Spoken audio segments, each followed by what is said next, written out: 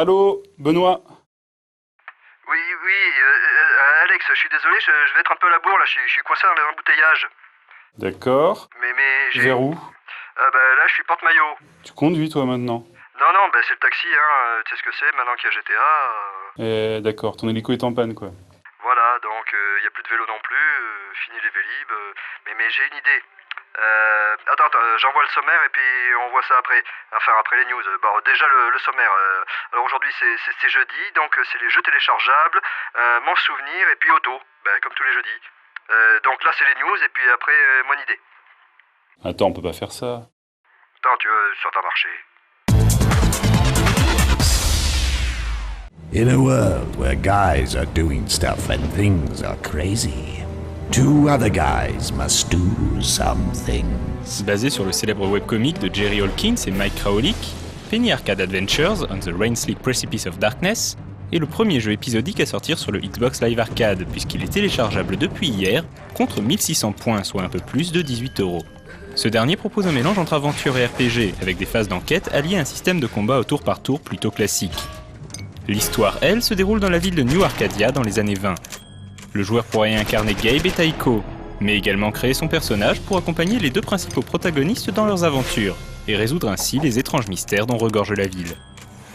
Tous les 4 mois environ, un nouvel épisode sortira avec la possibilité à chaque fois de transférer son équipement, mais également de conserver les statistiques et les compétences de ses personnages.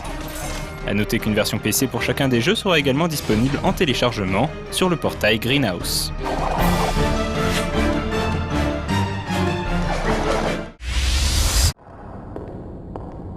Le site de Telltale Games propose depuis peu l'intégralité de la saison 2 du jeu Sam & Max, soit les 5 épisodes, contre une somme avoisinant les $32, un peu moins de 20€. Pour ceux qui souhaitent découvrir toute la série, la plateforme de téléchargement Steam propose quant à elle une offre regroupant les saisons 1 et 2 pour un prix d'environ 35€. De quoi s'occuper un bon moment car Sam & Max compte tout de même 11 épisodes, si l'on exclut le jeu d'origine développé en 1993 par LucasArts bien évidemment.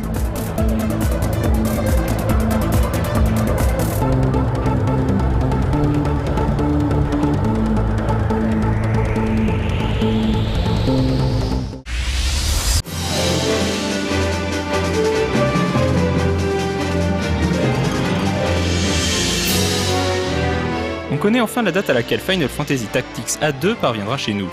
C'est en effet le 27 juin prochain que les joueurs européens pourront goûter au premier volet sur DS de la série des FF Tactics.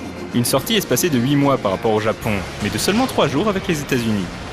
Rappelons que le jeu donnera une fois encore dans le classique avec des ajouts habituels tels que des races et des jobs inédits, ainsi qu'un système de loi revu avec des contraintes désormais rattachées aux différentes missions.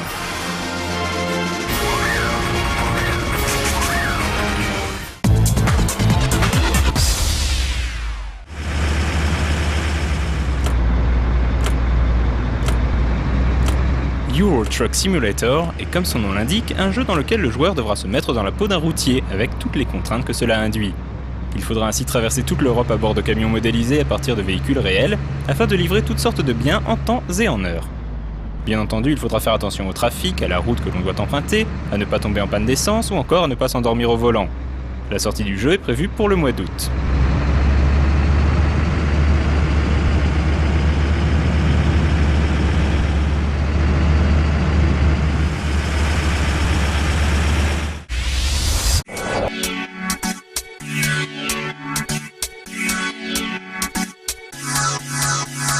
En parallèle à Trackmania Nations Forever, la toute dernière version gratuite du jeu de course de Nadeo, sortait le mois dernier une extension à Trackmania United, l'épisode payant de la série.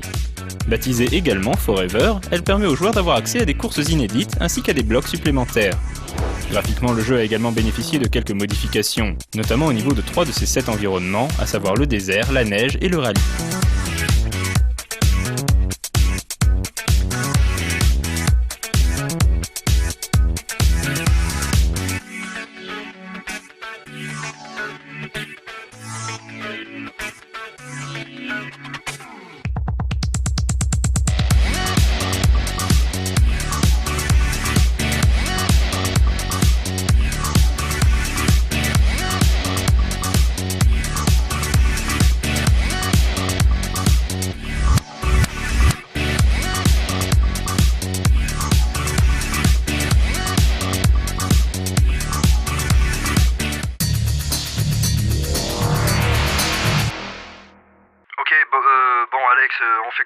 moi je suis porte de Saint-Cloud et ça avance pas, c'est horrible. Bon là, ah bah oui, donc on enchaîne. Ah oui, de très belles news, effectivement, merci beaucoup Pierre-Alexandre. Et tout de suite, on va regarder les jeux téléchargeables, une belle sélection de jeux à télécharger. Le Hanabi Festival nous égaye en ce beau mois de mai, et pour sa deuxième semaine, il nous propose des jeux encore une fois jamais sortis chez nous, et parvient même à créer la surprise en proposant le très tendancieux Chō Aniki. Oui, ce jeu de shoot dopé à la testostérone. Sorti à l'origine en 1992 sur PC Engine, Super CD-ROM, Chō Aniki, que l'on peut traduire par Super Grand Frère, est un shoot'em up horizontal. Il place le joueur aux commandes d'Idaten, un jeune homme doté de pouvoirs surnaturels, ou de Benten, son équivalent féminin. Tous deux doivent défendre la Terre des assauts de l'armée de l'empereur Bill, un tyran extraterrestre comme il en existe beaucoup dans les jeux vidéo. Pour les aider dans cette tâche, ils seront accompagnés d'Adon et Samson, deux bodybuilders chauves qui font office de boucliers temporaires et sont vite devenus l'emblème de la série. Le déroulement du jeu est très classique et verra le joueur affronter plusieurs vagues d'ennemis, dont plusieurs mini-boss par niveau. Leur vitesse, mais surtout leur nombre élevé, constitue la base de la difficulté du jeu. Pour se défendre, le joueur n'aura qu'un tir basique et un tir chargé, ce qui est assez peu au vu des 3 uniques vies par niveau dont il dispose. Toutefois, des gélules lâchées par les ennemis vaincus permettront soit d'augmenter la puissance de feu du joueur, soit la résistance d'Adon et Samson. Si les graphismes sont plutôt détaillés, la petite taille de certains sprites les rend parfois difficiles à voir, surtout sur des décors en mouvement. Bien que sorti uniquement au Japon, le jeu a acquis une certaine notoriété par son côté décalé et l'imagerie homo-érotique, frôlant souvent le kitsch de ses designs.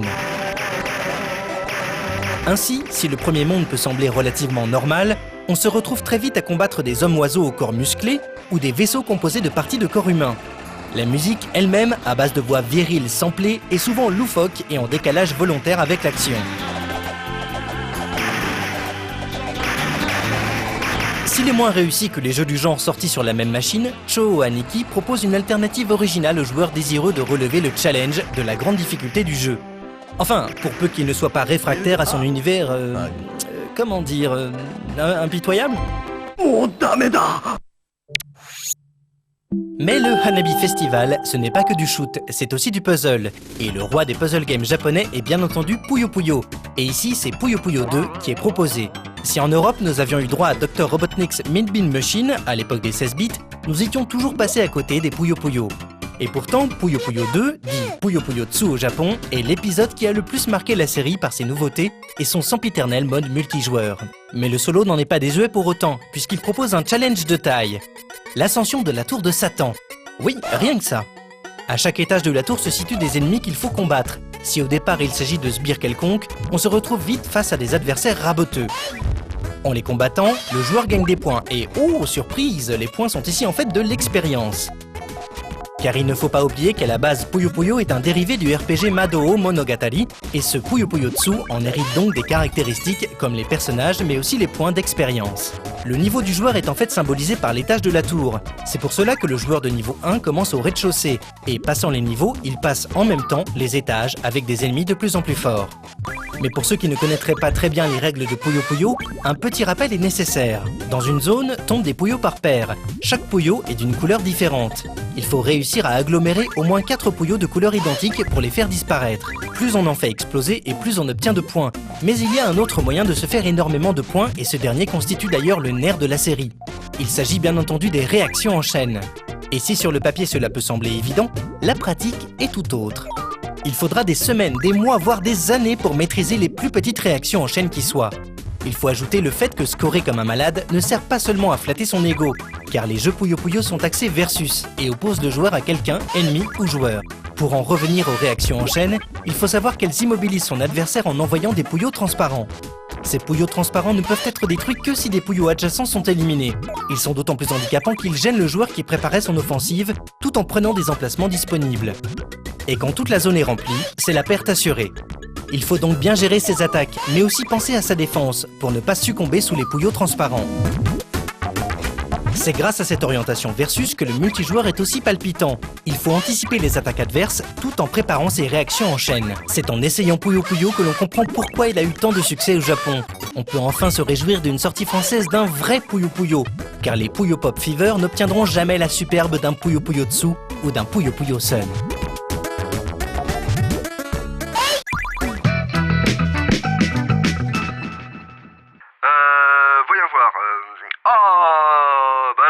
ça avance un petit peu, là, j'ai fait 2 mètres depuis tout à l'heure, mais c'est pas grave, on continue. Wouhou. Alors, tout de suite, on va voir mon souvenir, et mon souvenir, ce sera celui de Shundo Kakizaki, qui est un journaliste qui aime bien le jeu vidéo. Voilà, mon souvenir, tout de suite, et j'appelle encore tout à l'heure.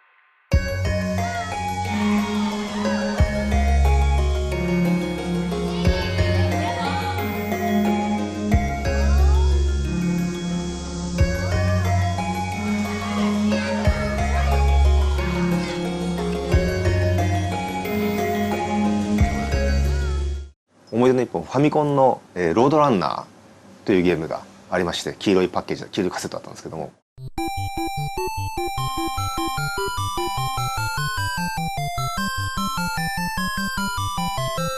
これがもう非常に子供の時にですね、これしか買ってもらえなくて、2年間ぐらいですね、延々ロードランナーのエディター、マップエディターがあって、そのエディターをですね、ずっと作り続けると。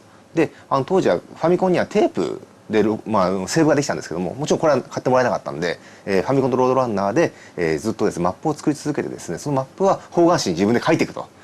で、それをこう延々に、買ってもらったのは3年生ぐらいですから、5年生ぐらいまでずっと作り続けてました。こんな感じです。かわいそう。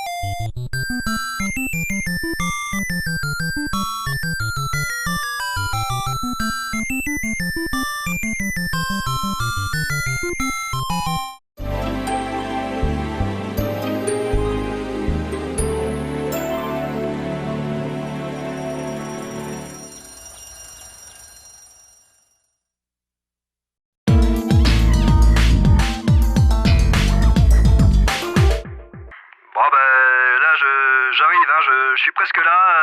On lance Otto, on regarde Otto, on écoute Caroline, on regarde Caroline, et puis normalement je devrais être là pour dire au revoir. 地球からステップ踏んで軽くして浮いているああ地球が Bonsoir à tous et bienvenue dans Otto ce soir, ou plutôt aujourd'hui. Nous sommes le 22 mai et le 22 mai c'est l'anniversaire de ma cousine Nicole. Joyeux anniversaire Nicole, voilà c'est ton cadeau. Mais ce soir est encore exceptionnel parce que nous avons toujours un public. Il est un peu plus mou parce que c'est difficile avec la lumière et tout, il est un peu fondu mais on va essayer de le ranimer un peu.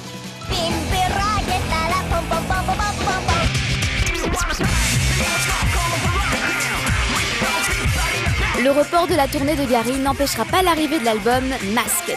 Plus d'infos sur sa sortie prochainement.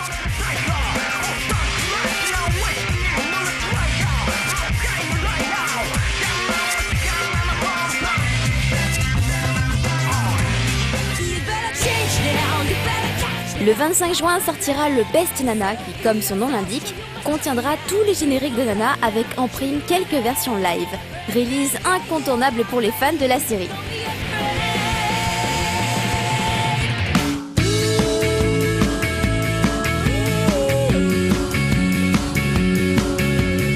La révélation du mois, c'est Wakeshima Kanon. Vous savez déjà tous que c'est la petite protégée de Mana. Mais avant d'en savoir plus, parcourons un petit peu son histoire. Et comme d'habitude, comme vous pouvez vous en douter parce que vous êtes habitués, il y a toujours les parents qui influent derrière. Alors ce coup-ci, les parents étaient tellement passionnés de musique qu'ils ont carrément mis un kanji en rapport avec la musique dans le nom de la jeune fille. Regardez, elle s'appelle Kanon. Alors en fait, ils avaient le premier kanji qui est celui de la fleur. C'est peut-être plutôt... Enfin, bref, c'est par là, en dessous, là, par là. Vous avez le premier kanji, c'est la fleur, Hana. Et le deuxième kanji, c'est Otto. Ah, c'est le kanji de notre émission, c'est génial. Vous comprenez maintenant pourquoi je la porte dans mon cœur, cette jeune fille. Et donc, en fait, ça, c'est les prononciations kun, voilà, si vous faites du japonais. Et les prononciations on, donc c'est K et on. Mais Kaon, C'est bizarre. Alors c'est Kanon. Ses parents sont tellement des hardcore music lovers qu'ils lui font commencer le violoncelle dès l'âge de 3 ans. Mais c'est au collège que la musique commencera à devenir quelque chose de vraiment sérieux pour Kanon. C'est à ce moment-là qu'elle va, si je ne me trompe pas, commencer à écrire ses chansons, à les composer, puis également à les chanter et au final réussir à tout mélanger, c'est-à-dire de jouer donc du violoncelle tout en chantant. Et c'est là qu'arrive un certain producteur, le fameux Mana, ex-leader de Feu, le groupe Malice Mizer, et leader actuellement du groupe Moi Dis Moi, dont nous avons un clip à l'antenne, c'est la fête. Et donc Mana, quand il a rencontré Kanon, ça a été le coup de foudre. Parce que de la voir chanter et jouer du violoncelle en même temps, c'était une véritable révélation à ses yeux et ses oreilles. Parce que déjà, il trouve que c'est super innovant, que c'est super nouveau, que c'est super frais. Et il a senti un énorme potentiel, surtout qu'en plus, Mana adore la musique classique, alors évidemment. Mana et Kanon, main dans la main, commencent à préparer le single de la jeune fille, à savoir Still Doll. Et pour bien commencer, un bon tie-up, ça fait pas de mal. Du coup, Still Doll est le générique de fin de l'animé Vampire Night, et cette chanson, vraiment, colle parfaitement au contexte de l'animé extraordinaire. Justement, Kanon va écrire les chansons de cette... va écrire les paroles de la chanson et Mana, évidemment, vous en doutez, va s'occuper de la composition et au résultat, c'est une chanson douce qui rappelle un peu une valse avec un soupçon de noirceur. Et concrètement, pour s'imaginer le truc, il suffit de penser aux vampires. Ils ont quand même décidé d'une date pour lancer le single, donc le premier single en major de Wakeshima Kanon sortira le 28 mai et vous aurez peut-être même l'occasion de pouvoir la voir en live, puisqu'apparemment, rien n'est sûr tant que c'est pas écrit sur le site ou que c'est pas communiqué officiellement, mais apparemment, elle serait invitée à participer à Japan Expo. En attendant, je croise les doigts pour que ça se concrétise et je lui souhaite donc de s'épanouir comme une fleur.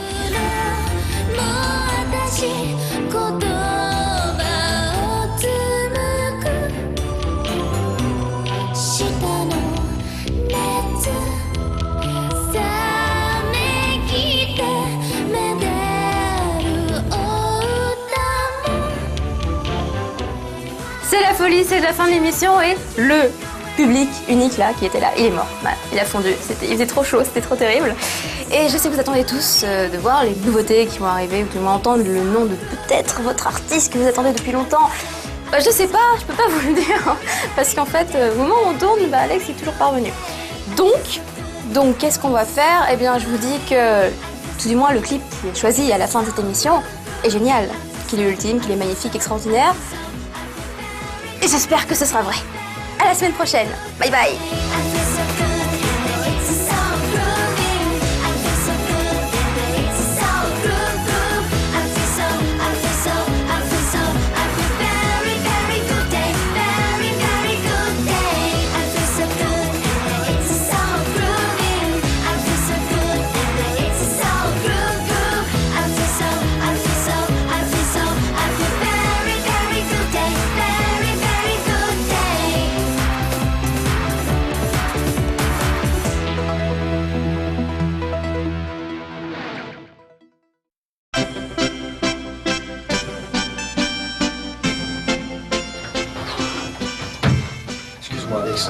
Désolé.